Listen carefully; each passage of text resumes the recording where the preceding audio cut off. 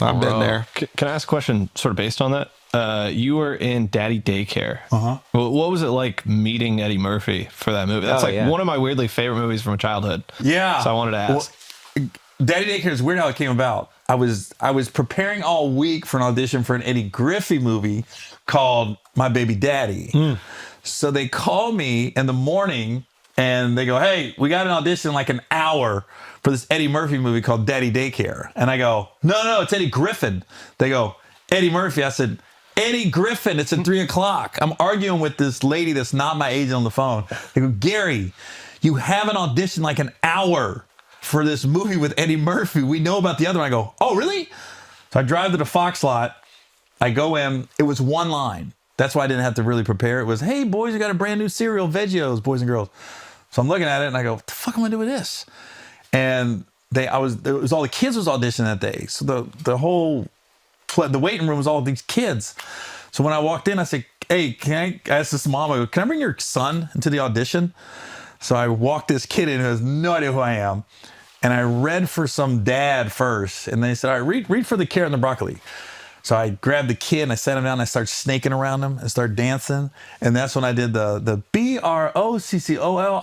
I just made that up in the audition room. And that's the only audition where they go, you got it. Really? Wow. So I did the song. They said, you got it. And I go, oh, no fucking way. I just in got it. In the moment you got it? Yeah, like they were like, you got it. They was like, dude, that's cool. Steve Carr was like, bro, where are you from? Why don't I know you? He goes, you just killed that shit. He goes, you're good. This never happens, by the way. And I've never had that happen before. I've never heard a story where someone just gives someone the role. And usually you have to get producers' approvals. Well, I was studio. in with the producers. I skipped all the other steps. I was in with everybody. So the director, producers was there. Yeah, okay. So they tell me I got it. Great. Then we go to shoot. Eddie doesn't go to the table reads. Eddie's not at blocking. Eddie's not at another rehearsal. So the first time I see him, I'm in this fucking carrot outfit. Comes around the corner, and I'm literally this close to his face, and I'm just like, and first I got stunned. I go, fucking Eddie Murphy. Yeah. I'm looking like, that's his nose. He ain't got lotion in his ears. I'm looking at all his features like this close. And then he goes, hey, man, I didn't know you were in this. That's me up. Wow. He knows who you are. Yeah, and I go, whoa. And he goes, I love that joke. I heard he knows stand-up. Apparently. He said, I love that joke about Eminem and Tiger Woods. And that was the time, I never knew if he was at the Comedy Store or not. Right? He just sit in the back. So this bit was not on TV, so clearly he saw the Comedy Store. Wow. That was the time when I said the world's upside down because the number one golfer is black, the number one rapper is white. Yeah. It's a basic joke. Yeah. But he knew it. Yeah. And then, so I was like, I kind of felt validated a little bit. Yeah. And then we go to do the scene where I'm supposed to do the song. I don't do the song. I'm scared now because Eddie's there, right?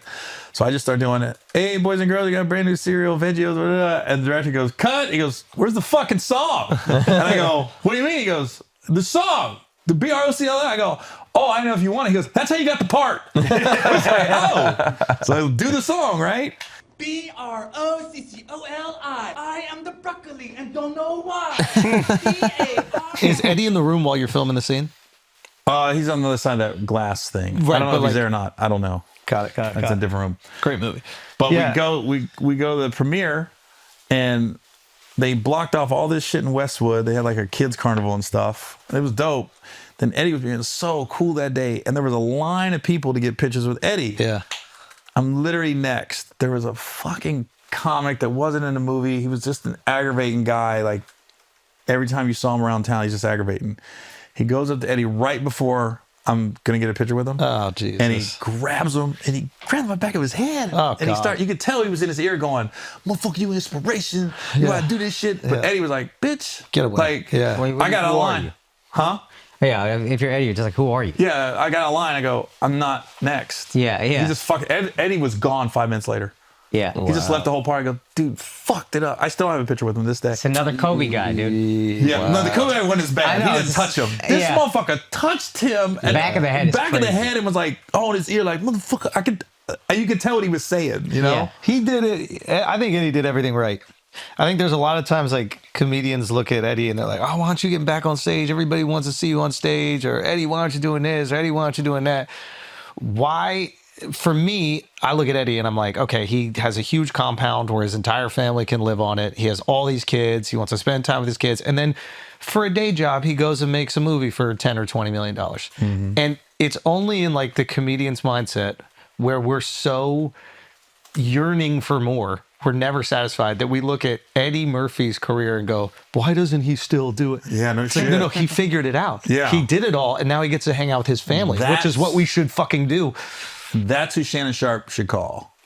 That's how you fuck white women. And don't get any scandals. Eddie Murphy does it better than anybody. Shannon, call Eddie, baby. He's